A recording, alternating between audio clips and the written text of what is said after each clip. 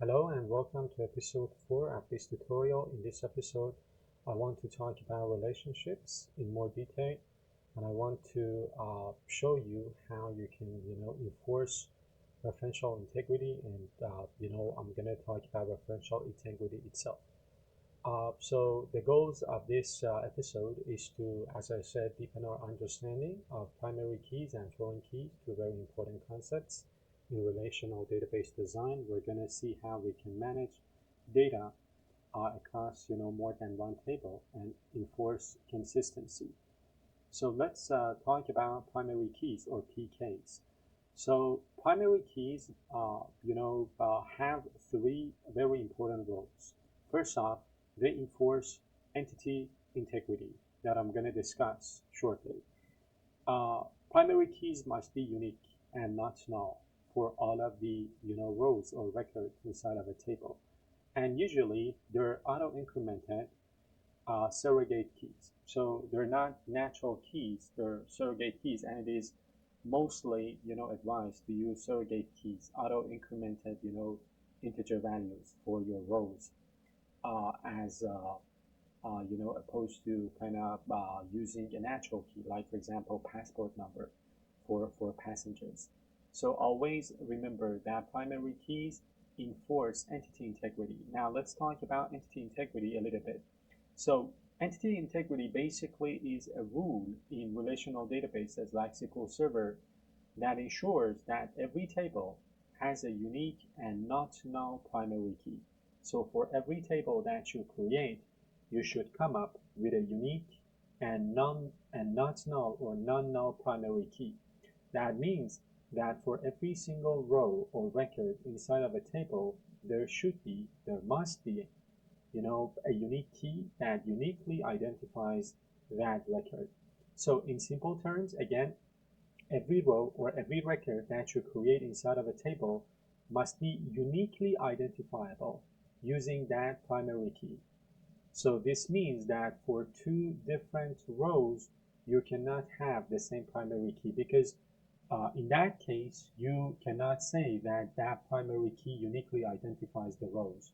So for every single row inside of your table, there must be one unique primary key that uniquely identifies that that row. So that means that primary keys or the columns that you create for primary keys, first off, they cannot be null because if they're null, it means that they do not uniquely identify a record. And they must be unique. They must be unique if they are to uniquely identify the records of that table. So always remember, primary keys enforce data integrity, and data integrity means that for every table in a record, there should be a unique key that uniquely identifies that record, that row. And as I said, more often than not, when we want to design tables, we opt for surrogate keys for our primary keys. Why is entity integrity important? So when you enforce entity integrity, you are preventing duplicate or missing records. So when you have unique primary keys for each row, it means that you cannot have, duplicate rows because each row is uniquely identified with that primary key. So even if, for example, in two different rows you have some identical values for some columns for some fields, because the primary key is unique, those two records are not the same. Those two records are unique. They ensure data consistency and accuracy, and they allow other tables to reference the record reliably via foreign keys. And we are going to discuss foreign keys in this episode. Foreign keys allow us to link tables together, to make relationships, and to add meaning to those relationships. So using again primary keys, we can then create foreign keys in other tables and link that foreign key to that primary key in the first table. Let's talk about some examples. By the way, we have already created the database, right? This is the database that we have been working on. And we've got our tables, like for example, the passenger table. So if I, for example, go to design for this table, I can see the different, fields or columns of this table, like passenger ID, first name, last name, email, and phone number. But here in this episode, I want to, as I said, deepen our understanding of these different concepts, primary keys and foreign keys. So the code that you are seeing here is the same code that we wrote in previous episodes. Sometimes, the code is a subset of that code that we use to create those tables. Anyway, so let's take a look at an example of the create table, command to create our passenger table. As you can see, the passenger ID has been, selected as our primary key. So it means that the passenger ID has to be unique and not null. Why? Because it's primary key. Because if primary key wants to enforce entity integrity, it must be unique and it must be not null, and it is of type integer. So passenger ID enforces entity integrity. Entity integrity means that uh, every table has a unique and not null primary key. So this table has a unique and not null primary key, or we kind of aim for that, right? Because it is an integer value, the user can actually, start creating duplicate, values for the passenger ID. But of course, the database will warn the error and will not allow the user to do that. So we'll warn the user. Anyway, so passenger ID, because it is the primary key, it enforces entity integrity. And without a primary key, rows could be duplicated or unidentified. What is a surrogate key? I've been, talking about the surrogate key versus natural key. So a surrogate key is a system-generated unique identifier. So it is generated by your database system for the records inside of a table. It has no business meaning. It is not like, for example, the passport number of the passengers. It has no meaning, and it exists only for identifying each record in a unique manner. So it is called surrogate key. And when we talk about surrogate key, we can also talk about natural keys. So natural keys are keys that have meanings inside of your domain, inside of your business. For example, in an airline company, passport number of passengers can be regarded as a natural key because not only it could be unique, but also it has some meaning. But it is recommended to not use natural keys, but go with surrogate keys. So surrogate keys are auto-incremented. It means that, for example, in SQL Server, surrogate keys are often implemented using this syntax. So passenger ID, it is of type integer. It is the primary key for entity integrity, and then it is an identity field or column. When you add identity here, it means that it is a surrogate key.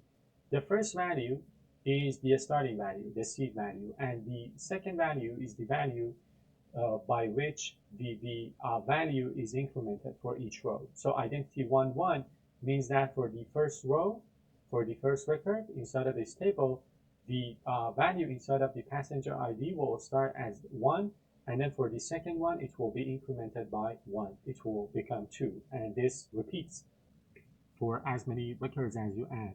So this is a surrogate key. To create a surrogate key, you add identity, and then you specify the seed value, and the second value, the increment, value for each row. So it is auto-incremented surrogate key. It is recommended to go with surrogate keys. And as I said, there is this concept called natural keys as well. So natural keys have meaning, so derived from real-world data. For example, the passport number of your passenger. Surrogate keys have no meanings. They're just auto-incremented, integer values. Stability, of course. Surrogate keys are very stable because they're generated by your database system.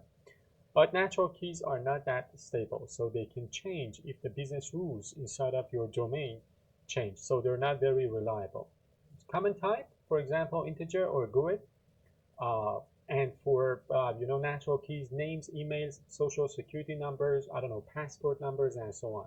Performance, they're much faster, especially when you join different tables together. But for natural keys, they might be less performant because they could be long. They could have sometimes duplicate values. It is not recommended to go with natural keys. With natural keys when you want to create tables. So always try to come up with a surrogate key, and then store that natural value, like for example the passport number, as an ordinary column in your table.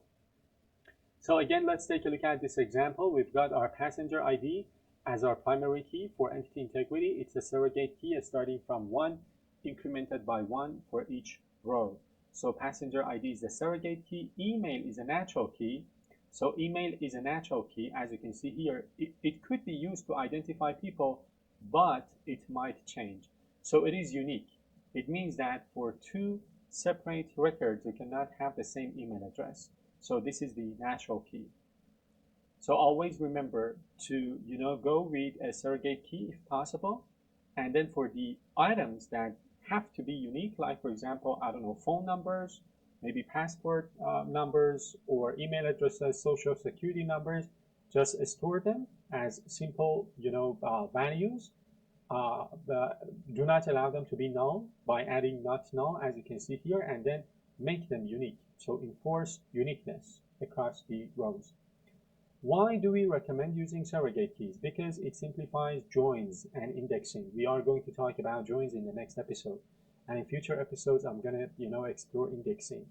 It avoids issues with changing business data. So if, for example, for whatever reason, your business goes through some changes in terms of some natural keys, because you've got a surrogate key in there, those changes will not impact your database. Keeps relationships between tables consistent and independent of domain changes. So your domain and your tables can evolve independently of one another. Even though your domain might change, for example, I don't know, you will want to allow users to enter more than one phone number or more than one passport number. Your domain will evolve, but that will not impact the database. Now let's talk about foreign keys. So we talked about primary keys. Primary keys uniquely identify each row in a table. Now, foreign keys is a rule that allows the rows in one table to be linked to rows in another table. So the value in the foreign key column must match a value in another table's primary key. So the foreign key in one table links a record to another record in another table through that record's primary key. So the foreign key in this table is linked to the primary key in another table. I told you that the primary key enforces entity integrity, but for foreign key, the role of foreign keys is to enforce referential integrity, and we are going to talk about referential integrity. So always remember, primary keys, entity integrity, foreign keys, referential integrity. Let's talk about referential integrity. Referential integrity, for example, in our domain, means that you cannot create a booking for a passenger who doesn't exist. So if you want to link a booking to a passenger, first that passenger needs to exist. It doesn't make any sense to create a booking for a passenger that doesn't exist. You can't delete a passenger if bookings depend on them, unless you specify some rules, which we are going to discuss shortly. So referential integrity. First, you cannot create a child record for a parent record that doesn't exist, and you cannot delete parent tickets if there are some child tickets child rows that depend on that parent row. So for example, if there are some bookings for a passenger, right? If there are some bookings for a passenger, you cannot go ahead and delete that passenger because there are some dependent rows on that parent row that you wanted to delete. And if you do that, the child rows, the bookings for that passenger, as they say, become orphan. They do not have a valid parent anymore. They do not, they are not linked to their corresponding passengers. So always remember these two important rules in referential integrity. But when you create, foreign key relationships, you can control what happens to the child rows when the parent row gets deleted. So what should the database do to the bookings of a passenger if that passenger gets deleted? So if the parent is deleted, the child rows are deleted automatically. If you want this behavior, you need to set undelete cascade. So this means that, for example, if for a passenger there are multiple bookings, if you delete that passenger, the bookings of that passenger will be deleted automatically. If you want this behavior, again, go with undelete cascade. And let's take a look at this. So this is the booking table. As you can see, we've got this, surrogate. We've got this, primary key. It's not a surrogate key because we do not have identity in there. So it is our, primary key. And then we've got this foreign key, passenger ID in this, table wants to link the records in this table to the records inside of the passenger table. So I'm using this syntax. Take a look. We have already seen this in the previous episode. Foreign key, passenger ID, references, core, passenger ID, and then undelete cascade. It means that when a passenger is deleted from the passenger table, go on and delete the bookings for that passenger from this booking table. Undelete cascade. So you use foreign key to create a foreign key in this, in this table, and then you mention the name of the field that is going to be the foreign key, and then you write references, and then the name of the table, the parent table, and then the field inside of that parent table. And then you control the behavior for deletion. So what happens if you delete a row from passenger? SQL Server will automatically delete all related bookings from booking. If a user account is deleted, you want to delete all their associated data. Undelete cascade.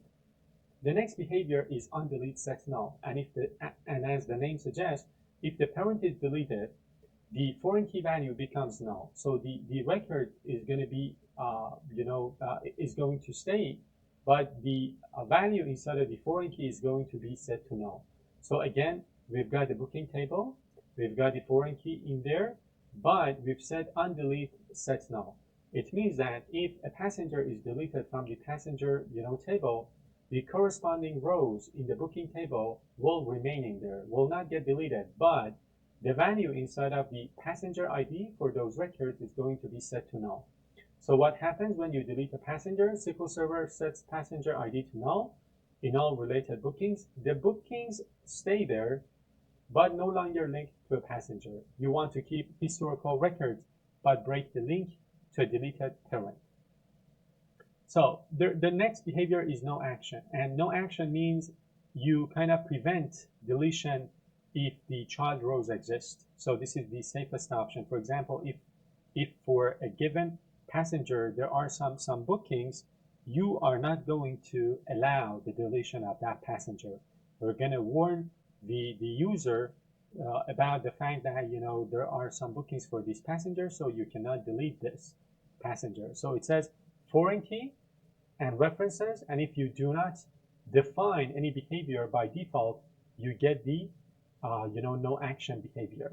So again, if you try to delete a passenger who has some bookings, you get an error, the delete statement conflicted with the reference constraint. If you do not specify the action or the behavior, you get this behavior out of the box. So prevents accidental data loss, protects child records from being orphaned. Do you remember? So what is referential integrity again? Referential integrity ensures that relationships between tables stay consistent, specifically between foreign keys and primary keys. So remember, with primary keys and foreign keys, we can link tables together, right? And that is called referential integrity. So with referential integrity, you are trying to make this relationship between parent tables and child tables consistent using primary keys and foreign keys.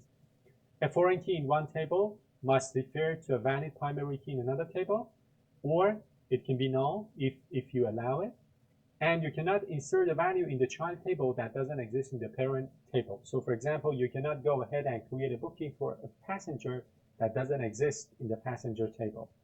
This enforces the referential integrity between the tables you maintain in your database. Why would we want to enforce referential integrity? Because of course we do not want orphaned records.